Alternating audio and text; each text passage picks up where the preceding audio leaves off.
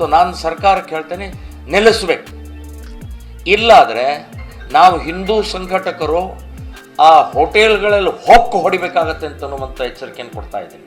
ನುಗ್ಗು ಹೊಡಿತೀವಿ ಈ ಸ್ಟೇಟ್ಮೆಂಟನ್ನು ಕೊಟ್ಟಂಥ ಮುತಾಲಿಕ್ ಅವರು ಎಲ್ಲೂ ಕೂಡ ನುಗ್ಗು ಹೊಡೆಯುವಂಥ ಪ್ರಯತ್ನವನ್ನು ಮಾಡಲ್ಲ. ಆದರೆ ಇವರ ಸ್ಟೇಟ್ಮೆಂಟ್ ಆಧಾರದಲ್ಲೇ ನುಗ್ಗು ಹೊಡೆಯುವನು ಪಾಪ ಕೇಸ್ ಹಾಕ್ಸ್ಕೊಂಡು ಜೈಲು ಪಾಲಾಗ್ತಾನೆ. ಅರ್ಥ ಮಾಡ್ಕೊಳ್ಬೇಕಾಗಿರೋದು ಎಲ್ಲದಕ್ಕೂ ಒಂದು ಕಾನೂನು ಅಂತಿದೆ, ಕಾನೂನು ಚೌಕಟ್ಟು ಅಂತಿದೆ.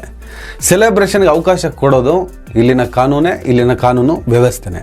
ಪೊಲೀಸರು ಇವನ್ನೆಲ್ಲ ಕಂಟ್ರೋಲ್ ಮಾಡ್ತೀವಿ ಅನ್ನುವಂಥ ಗ್ಯಾರಂಟಿ ಕೊಟ್ಟ ಮೇಲೆ ಪರ್ಮಿಷನ್ ಅಂತ ಕೊಟ್ಟಿರ್ತಾರೆ. ಪರ್ಮಿಷನ್ ಕೊಡುವಂಥ ಪೊಲೀಸರಿಗೆ ಏನು ತಲೆಯಲ್ಲಿ ಬುದ್ಧಿ ಇರಲ್ವಾ? ನಿಮ್ಮ ಥರ ಏನಾದರೂ ತಲೆ ಸಗಣಿ ಹಿಡ್ಕೊಂಡಿದ್ದಾರಾ?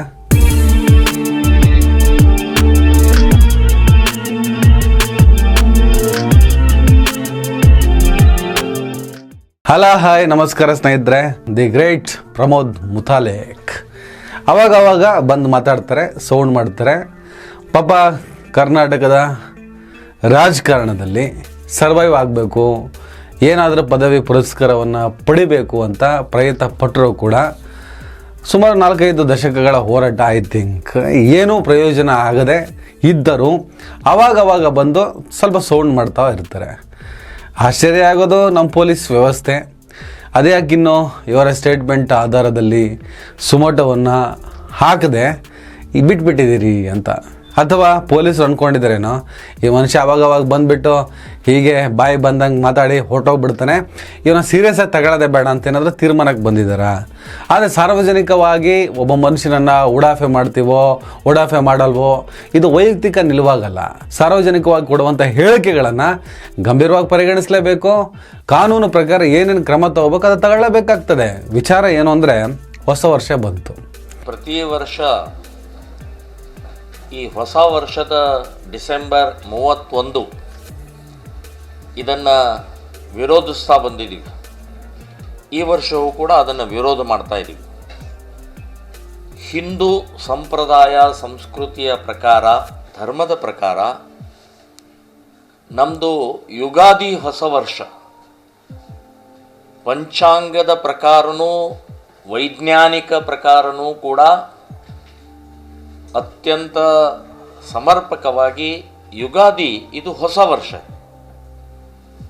ಆದರೆ ಕ್ರಿಶ್ಚಿಯನ್ರು ಬ್ರಿಟಿಷರು ಹಾಕಿದಂಥ ಈ ಪರಂಪರೆ ಸ್ವಾತಂತ್ರ್ಯ ಬಂದು 78 ವರ್ಷ ಆದರೂ ಕೂಡ ಇನ್ನೂ ಡಿಸೆಂಬರ್ 31 ಜನವರಿ 1ನೇ ತಾರೀಕು ಹೊಸ ವರ್ಷ ಅಂತನ್ನುವಂಥದ್ದು ಅವೈಜ್ಞಾನಿಕ. ಹೊಸ ವರ್ಷ ಸಂಭ್ರಮ ಆಚರಣೆ ಅಂದರೆ ನಿಮಗೆ ಗೊತ್ತಿದೆ, ಡ್ಯಾನ್ಸು, ಹಾಡು, ಸಂಭ್ರಮ, ಉನ್ಮಾದ ಎಲ್ಲವೂ ಇರ್ತವಲ್ಲಿ. ಹಲವು ಬಾರಿ ಅಭಾಸಗಳಾಗಿದ್ದಾವೆ, ನೀವು ನೋಡಿದ್ದೀರಿ. ಫುಲ್ಲು ಕುಡಿದು ಅನ್ಕಂಟ್ರೋಲ್ ಆಗಿ ವರ್ತಿಸ್ತಾರೆ. ಪೊಲೀಸರಿಗಂತೂ ಹರಸಾಹಸ. ಆದರೆ ಅವಕಾಶ ಕೊಡೋರೇ ಇವರು, ಮ್ಯಾನೇಜ್ ಮಾಡಬೇಕಾದವರೇ ಇವರು. ಹಾಗಂತ ಒಬ್ಬ ವ್ಯಕ್ತಿಯ ಸೆಲೆಬ್ರೇಷನ್ನ, ಒಬ್ಬ ವ್ಯಕ್ತಿಯ ಸಂಭ್ರಮವನ್ನು ತಡೆಯುವಂಥ ಹಕ್ಕು ಯಾರಿಗಿಲ್ಲ. ಆ ಹಕ್ಕು ಏನಾದರೂ ಇದ್ದರೆ ಅದು ಸಂವಿಧಾನಕ್ಕಿದೆ. ಆ ಸಂವಿಧಾನವೇ ಮನುಷ್ಯನ ವ್ಯಕ್ತಿ ಸ್ವಾತಂತ್ರ್ಯವನ್ನು, ಆತನ ಸಂಭ್ರಮ ಉತ್ಸಾಹವನ್ನು ತಡೆದಿಲ್ಲ, ತಡೆಯೋದು ಇಲ್ಲ. ನಾನು ಕುಡಿಬೇಕಾ ಕುಡಿಬಾರ್ದಾ, ನಾನು ಕುಣಿಬೇಕಾ ನಾನು ಕುಣಿಬಾರ್ದಾ, ನಾನು ಕಂಟ್ರೋಲ್ನಲ್ಲಿ ಇರಬೇಕಾ ಕಂಟ್ರೋಲ್ನಲ್ಲಿ ಇರಬಾರ್ದಾ, ಇವೆಲ್ಲ ಆಯಾ ವ್ಯಕ್ತಿಗಳಿಗೆ ಸಂಬಂಧಪಟ್ಟಿರುತ್ತೆ. ದಯವಿಟ್ಟು ಸ್ವಲ್ಪ ತಮ್ಮ ಮಿತಿಯನ್ನು ಅರ್ಥ ಮಾಡಿಕೊಂಡು ಸಂಭ್ರಮವನ್ನು ಆಚರಣೆ ಮಾಡೋದು ಒಳ್ಳೆಯದೇ.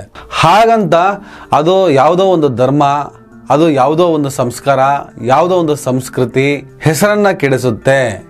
ಇದು ಹಿಂದೂ ರಾಷ್ಟ್ರ, ಇದು ಹಿಂದೂ ಧರ್ಮದ ಆಧಾರದಲ್ಲಿ ನಡೀತಿರುವ ರಾಷ್ಟ್ರ. ಇಲ್ಲಿ ಯಾವುದೇ ಕಾರಣಕ್ಕೂ ಕ್ರಿಶ್ಚಿಯನ್ ಧರ್ಮದ ಆಧಾರದಲ್ಲಿ ಬಂದಂಥ ಹೊಸ ವರ್ಷವನ್ನು ಆಚರಿಸುವಂತಿಲ್ಲ. ಹಾಗೊಂದು ವೇಳೆ ಆ ಆಚರಣೆ ಮಾಡಿದ್ದೇ ಆದರೆ ಸ್ವೇಚ್ಛಾಚಾರವನ್ನು ಮಾಡುವಂತಿಲ್ಲ. ಹಾಗೇನಾದರೂ ಮಾಡಿದ್ರೆ ಯಾವ ಹೋಟೆಲ್ನಲ್ಲಿ ಈ ಸ್ವೇಚ್ಛಾಚಾರಗಳು ನಡೀತವೋ ಅಲ್ಲಿಗೆ ನುಗ್ಗಿ ಹೊಡಿತೀವಿ ಅನ್ನೋ ಸ್ಟೇಟ್ಮೆಂಟ್ನ ಮುತಾಲಿಕ್ ಅವರು ಕೊಟ್ಟಿದ್ದಾರೆ. ವರ್ಷ ಕೊಡ್ತಾ ಇರ್ತಾರೆ. ಮೊನ್ನೆ 26ನೇ ತಾರೀಕಿನಿಂದ 1ನೇ ತಾರೀಕು ತನಕ 7 ದಿನದ ಶೋಕಾಚರಣೆ ಇದೆ. ಅಂದರೆ ಮಾಜಿ ಪ್ರಧಾನಮಂತ್ರಿ ಆದಂಥ ಡಾಕ್ಟರ್ ಮನಮೋಹನ್ ಸಿಂಗ್ ಅವರ ನಿಧನ ಆಗಿದೆ. ಸೊ ಕೇಂದ್ರ ಸರ್ಕಾರ, ರಾಜ್ಯ ಸರ್ಕಾರಗಳು ಡಿಕ್ಲೇರ್ ಮಾಡಿದ್ದಾವೆ 7 ದಿನದ ಶೋಕಾಚರಣೆ ಅಂತ ಹೇಳಿ. 1ನೇ ತಾರೀಕು ತನಕ ಶೋಕಾಚರಣೆ ಇದೆ.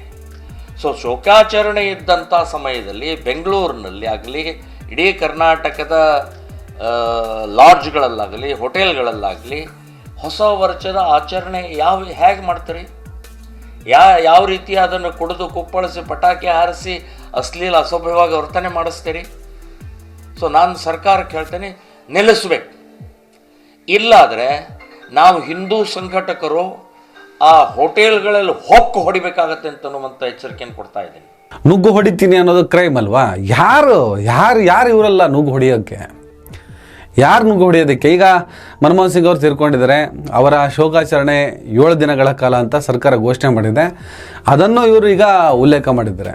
ಜೊತೆಗೆ ಹಿಂದೂ ಸಂಸ್ಕೃತಿ ಸಂಸ್ಕಾರ ಇದನ್ನು ಮೀರಿ ಕೂಡ ನಡಿಬಾರ್ದು.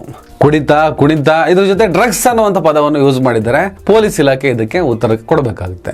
31ನೇ ತಾರೀಕು ರಾತ್ರಿ 12 ಗಂಟೆಗೆ ಕುಡಿದು ಕುಪ್ಪಡಿಸಿ ಡ್ರಗ್ಗು, ರೇಪು, ಮರ್ಡರ್ಗಳು, ಹೊಡೆದಾಟಗಳು, ಹುಡುಗಿಯರನ್ನು ಕೆಡಿಸುವಂಥದ್ದು, ಅಶ್ಲೀಲ ಅಸಭ್ಯವಾಗಿ ಮಾಡ್ತಾ ಇರುವಂಥ 31ನೇ ತಾರೀಕು ರಾತ್ರಿ 12 ಗಂಟೆ ಕಾರ್ಯಕ್ರಮ ನಿಲ್ಲಿಸಬೇಕು. ಇದರ ವಿರುದ್ಧ ನಾವು ದೊಡ್ಡ ಪ್ರಮಾಣದಲ್ಲಿ ಹೋರಾಟವನ್ನು ಮಾಡಬೇಕಾಗತ್ತೆ ಅಂತನ್ನುವಂಥ ಎಚ್ಚರಿಕೆಯನ್ನು ಕೊಡ್ತಾ ಇದ್ದೀನಿ. ಕುಣಿತಾ ಇದೆಯಾ, ಡ್ರಗ್ಸ್ ಇದೆಯಾ? ಡ್ರಗ್ಸ್ ಬರುವಷ್ಟರ ಮಟ್ಟಿಗೆ ಪೊಲೀಸ್ ಇಲಾಖೆ ಕಣ್ಮುಚ್ಚಿ ಮಲಗಿದೆಯಾ? ನಾನು ಹೇಳ್ತಿಲ್ಲಪ್ಪ, ಮುತಾಲಿಕ್ ಅವರು ಹೇಳ್ತಾ ಇದ್ದಾರೆ ಓಪನ್ ಆಗಿ. ಇಲ್ಲಪ್ಪ ಆ ಥರದ್ದು ಏನು ಇಲ್ಲ ಅಂದರೆ ಕರೆಸಿ ವಿಚಾರಣೆ ಮಾಡಿ. ಹೆಂಗೆ ಹೇಳಿದೆ ಡ್ರಗ್ಸ್ ಬಗ್ಗೆ? ಅದೇ ರೇಪ್ ನಡೆಯುತ್ತೆ, ಏನೋ ರೇಪ್, ಅತ್ಯಾಚಾರ, ಈ ವಿಚಾರನೂ ಮಾತಾಡಿದ್ದಾರೆ ಆ ವಿಡಿಯೋದಲ್ಲಿ. ವಿವರಣೆ ಕೇಳಿ, ಎಲ್ಲಿ ನಡೀತು, ಎಲ್ಲಿ ಮಾಡಿದ್ರಿ, ಎಲ್ಲಾಯಿತು, ವಿಚಾರಣೆ ಮಾಡಬೇಕಲ್ಲ. ಈ ಹೊಸ ವರ್ಷದ ಸಂಭ್ರಮ ಆಚರಣೆ ಮಾಡುವ ಸಂದರ್ಭದಲ್ಲಿ ರೇಪ್ಗಳಾಯಿತು, ಅತ್ಯಾಚಾರಗಳಾಯಿತು ಅಂತ ಆ್ಯಂಗಲಲ್ಲಿ ಮಾತಾಡಿದಾರಲ್ಲ, ವಿಚಾರಣೆ ಮಾಡಬೇಕಲ್ಲ. ನುಗ್ಗು ಬಡಿತೀವಿ ಯಾರು? ಒಂದು ವೇಳೆ ಆ ಥರದ ಕಾನ್ಸೆಪ್ಟ್ಗಳಲ್ಲಿ ಅನಾಚಾರಗಳೇನಾದರೂ ನಡೆದ್ರೆ, ಲಾ ಆ್ಯಂಡ್ ಆರ್ಡರ್ ಉಲ್ಲಂಘನೆ ಆದರೆ, ನನ್ನ ದೇಶದ ಕಾನೂನಿಗೆ ವಿರುದ್ಧವಾಗಿ ಏನೇ ಚಟುವಟಿಕೆಗಳು ನಡೆದರೂ ಮುತಾಲಿಕ್ ಅವರ ಒಬ್ಬ ಹೋರಾಟಗಾರನಾಗಿ, ಪ್ರತಿಭಟನಾಕಾರನಾಗಿ ತಮ್ಮ ಹೇಳಿಕೆಯನ್ನು ಅಥವಾ ತಮ್ಮ ಪ್ರತಿಭಟನೆಯನ್ನು ದಾಖಲಿಸುವುದರಲ್ಲಿ ಅರ್ಥ ಇದೆ. ಅದು ಏನೇ ಇರಲಿ. ಆದರೆ ಒಟ್ಟಾರೆ ಉದ್ದೇಶವೇ ಅದೊಂದು ಕ್ರಿಶ್ಚಿಯಾನಿಟಿ, ಧರ್ಮದ ಕಾರಣಕ್ಕೆ ಅದನ್ನು ವಿರೋಧಿಸ್ತಾರೆ. ಮನಮೋಹನ್ ಸಿಂಗ್ ಅವರನ್ನು ನೆಪ ಮಾಡ್ಕೋತಾರೆ. ಯಾಕಂದರೆ ಅದು ಉದ್ದಕ್ಕೂ ಕಾಂಗ್ರೆಸ್ನ ವಿರೋಧ ಮಾಡ್ಕೊ ಬಂದವರು. ಮನಮೋಹನ್ ಸಿಂಗ್ ಮೇಲೆ ಇದ್ದಕ್ಕಿದ್ದಂಗೆ ಇವರಿಗೆಲ್ಲ ಪ್ರೀತಿ ಬರುತ್ತೆ, ಲವ್ ಬರುತ್ತೆ ಅನ್ನೋದನ್ನು ನಂಬೋಕ್ಕಾಗಲ್ಲ. ಒಂದು ಧರ್ಮದ ಆಚರಣೆ, ಒಂದು ಧರ್ಮದ ಸೆಲೆಬ್ರೇಷನ್, ನಮ್ಮ ಹೊಸ ವರ್ಷ ಯುಗಾದಿ, ಈ ಥರ ಹಿಂದೂ, ಮುಸ್ಲಿಂ, ಕ್ರೈಸ್ತ ಈ ಕಾನ್ಸೆಪ್ಟ್ ಆಧಾರದಲ್ಲೇ ಇವ್ರು ಮಾತಾಡೋದು ಆಗಿರೋದ್ರಿಂದ ಅದನ್ನೇ ಅವ್ರು ಮುಂದುವರಿಸಿದ್ದಾರೆ. ಮನಮೋಹನ್ ಸಿಂಗ್ ಅವರನ್ನು ಎಳ್ಕೊಂಡು ಬಂದಿದ್ದಾರೆ ಅಷ್ಟೇ. ಬಟ್ ಇಲ್ಲಿ ನುಗ್ತೀವಿ, ಹೊಡಿತೀವಿ, ಬಡಿತೀವಿ, ಕಡಿತೀವಿ, ಜಡಿತೀವಿ, ವರ್ಡಿಂಗ್ಸ್ಗಳು ನೋಡಿ ಯಾವ ಥರ ಬರ್ತವೆ ಅಂತ. ಯಾವ ರೀತಿ ಅದನ್ನು ಕುಡಿದು ಕುಪ್ಪಳಿಸಿ ಪಟಾಕಿ ಹಾರಿಸಿ ಅಶ್ಲೀಲ ಅಸಭ್ಯವಾಗಿ ವರ್ತನೆ ಮಾಡಿಸ್ತೀರಿ? ಸೊ ನಾನು ಸರ್ಕಾರಕ್ಕೆ ಹೇಳ್ತೇನೆ, ನಿಲ್ಲಿಸ್ಬೇಕು. ಇಲ್ಲಾದರೆ ನಾವು ಹಿಂದೂ ಸಂಘಟಕರು ಆ ಹೋಟೆಲ್ಗಳಲ್ಲಿ ಹೊಕ್ಕು ಹೊಡಿಬೇಕಾಗತ್ತೆ ಅಂತನ್ನುವಂಥ ಎಚ್ಚರಿಕೆಯನ್ನು ಕೊಡ್ತಾ ಇದ್ದೀನಿ. ನುಗ್ಗು ಹೊಡಿತೀವಿ ಈ ಸ್ಟೇಟ್ಮೆಂಟನ್ನು ಕೊಟ್ಟಂಥ ಮುತಾಲಿಕ್ ಅವರು ಎಲ್ಲೂ ಕೂಡ ನುಗ್ಗು ಹೊಡೆಯುವಂಥ ಪ್ರಯತ್ನವನ್ನು ಮಾಡಲ್ಲ. ಆದರೆ ಇವರ ಸ್ಟೇಟ್ಮೆಂಟ್ ಆಧಾರದಲ್ಲೇ ನುಗ್ಗು ಹೊಡೆಯುವನು ಪಾಪ ಕೇಸ್ ಹಾಕ್ಸ್ಕೊಂಡು ಜೈಲು ಪಾಲಾಗ್ತಾನೆ. ಅರ್ಥ ಮಾಡ್ಕೊಳ್ಬೇಕಾಗಿರೋದು, ಎಲ್ಲದಕ್ಕೂ ಒಂದು ಕಾನೂನು ಅಂತಿದೆ, ಕಾನೂನು ಚೌಕಟ್ಟು ಅಂತಿದೆ. ಸೆಲೆಬ್ರೇಷನ್ಗೆ ಅವಕಾಶ ಕೊಡೋದು ಇಲ್ಲಿನ ಕಾನೂನೇ, ಇಲ್ಲಿನ ಕಾನೂನು ವ್ಯವಸ್ಥೆನೇ. ಅವರು ಅದರದ್ದೇ ಆದಂಥ ಪ್ರಿಕಾಷನ್ ತೊಗೊಂಡಿರ್ತಾರೆ. ಒಂದಿಷ್ಟು ಎಡವಟ್ಟುಗಳು ಆಗಲ್ಲ ಅಂತ ಹೇಳಲ್ಲ. ಕುಣಿದಾಗ ಆಯ ತಪ್ಪಿ ಬೀಳೋದು ಸಹಜ. ಇದನ್ನೇ ಫೋಕಸ್ ಮಾಡಿಕೊಂಡು ತೋರಿಸ್ಕೊಂಡು ಈ ಥರ ಆಯಿತು, ಆ ಥರ ಆಯಿತು, ಹಿಂಗಾಯಿತು ಅಂತ ಹೇಳ್ಬಿಟ್ಟು ವೈಭವೀಕರಿಸೋದು ಮಾಧ್ಯಮಗಳು. ದಿನಾ ಕುಡಿಯೋರ ಕತೆ ಹೀಗೆ ಇರ್ತವೆ. ಹೊಸ ವರ್ಷದಲ್ಲಿ ಕುಡಿಯೋರು ಮಾತ್ರ ವಿಶಿಷ್ಟವಾಗಿ ತೂರಾಡ್ತಾರೆ, ವಿಶಿಷ್ಟವಾಗಿ ವಾಂತಿ ಮಾಡ್ತಾರೆ. ಆ ವಾಂತಿ ಕ್ಯಾಮ್ರಾ ಇಟ್ಟು ಫೋಕಸ್ ಮಾಡಿ ತೋರಿಸೋರಿಗೆ ಸ್ವಲ್ಪ ತಾವು ವಾಂತಿ ಮಾಡ್ತಾ ಇದ್ದೀವಿ ಅನ್ನೋದು ಅರ್ಥ ಆಗಬೇಕಾಗಿದೆ. ಅಷ್ಟೇ ಇರೋದು ಕಾನ್ಸೆಪ್ಟು. ಭೂತ ಥರ ತೋರಿಸೋದಲ್ಲ. ಪೊಲೀಸರು ಇವನ್ನೆಲ್ಲ ಕಂಟ್ರೋಲ್ ಮಾಡ್ತೀವಿ ಅನ್ನುವಂಥ ಗ್ಯಾರಂಟಿ ಕೊಟ್ಟ ಮೇಲೆ ಪರ್ಮಿಷನ್ ಅಂತ ಕೊಟ್ಟಿರ್ತಾರೆ. ಪರ್ಮಿಷನ್ ಕೊಡುವಂಥ ಪೊಲೀಸರಿಗೆ ಏನು ತಲೆಯಲ್ಲಿ ಬುದ್ಧಿ ಇರಲ್ವಾ? ನಿಮ್ಮ ಥರ ಏನಾದರೂ ತಲೆ ಸಗಣಿ ಹಿಡ್ಕೊಂಡಿದ್ದಾರಾ? ಸುಮ್ಮನೆ ಈ ಹೊಡಿತೀನಿ, ಬಡಿತೀನಿ, ಕಡಿತೀನಿ ಈ ಥರ ಸ್ಟೇಟ್ಮೆಂಟನ್ನು ಎಲ್ಲ ಸಂದರ್ಭದಲ್ಲಿ ಯೂಸ್ ಮಾಡೋಕ್ಕೆ ಹೋಗ್ಬೇಡಿ. ಅಲ್ಲ, ಅದು ಯೂಸ್ ಮಾಡಲೇಬಾರ್ದು. ಎಲ್ಲ ಸಂದರ್ಭ ಯಾವ ಸಂದರ್ಭದಲ್ಲಿ ಯೂಸ್ ಮಾಡಬಾರ್ದು. ನೀವು ಮಾತಾಡೋಕ್ಕೆ ಬಿಟ್ಕೊಂಡು ಬಂದಿದೆ ಇಲ್ಲಿನ ವ್ಯವಸ್ಥೆ, ಹಾಗಾಗಿ ಅದನ್ನು ಮುಂದುವರಿಸಿದಿರಿ. ಅವೆಲ್ಲ ನಡೆಯಲ್ಲ ಮುತಾಲಿಕ್ ಅವರೇ. ಕಾಲ ಬದಲಾಯಿತು, ನಿಮ್ಮ ಕಾಲಘಟ್ಟ ಮುಗಿತಾ ಬಂತು. ಈಗ ಅವರಿವರನ್ನು ಯಂಗ್ಸ್ಟರ್ಗಳನ್ನು ಎತ್ಕಟ್ಬೋದು ನೀವು, ಆದರೆ ಕಾನೂನಿನ ಅಡಿಯಲ್ಲೇ, ಕಾನೂನಿನ ಆಧಾರದಲ್ಲಿಯೇ ಪ್ರತಿಯೊಂದು ನಡೆಯುತ್ತೆ. ಮಾಡಲೇಬಾರದು ಅನ್ನೋ ತೀರ್ಮಾನವನ್ನು ಕಾನೂನೇ ತಗೋಬೇಕು, ಮಾಡಬಹುದು ಅನ್ನೋ ತೀರ್ಮಾನವನ್ನು ಕಾನೂನೇ ತಗೋಬೇಕು. ನಾವುಗಳೆಲ್ಲ ಕಾನೂನಿಗಿಂತ ದೊಡ್ಡವರಲ್ಲ. ನೀವು ಅಷ್ಟೇ, ನಾವು ಅಷ್ಟೇ. ನಮಸ್ಕಾರ.